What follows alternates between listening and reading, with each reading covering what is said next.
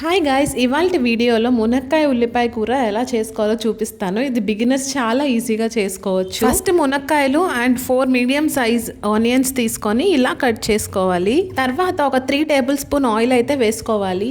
కాగిన నూనెలో కొంచెం ఆవాలు, జీలకర్ర వేసుకొని ఒకసారి కలుపుకోవాలి. నెక్స్ట్ కట్ చేసుకున్న మునక్కాయ ముక్కలు, ఉల్లిపాయలు, అలాగే కరివేపాకు అన్ని నూనెలో వేసేసుకొని ఒకసారి బాగా కలుపుకోవాలి.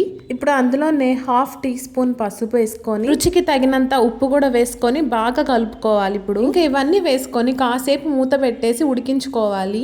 ఇప్పుడు అందులోనే తగినంత కారం వేసుకొని మళ్ళీ ఇంకోసారి కలుపుకోవాలి. ఇప్పుడే కర్రీ ఏం అయిపోలేదు, ఇప్పటి వరకు చేసింది ఒక 30% మాత్రమే.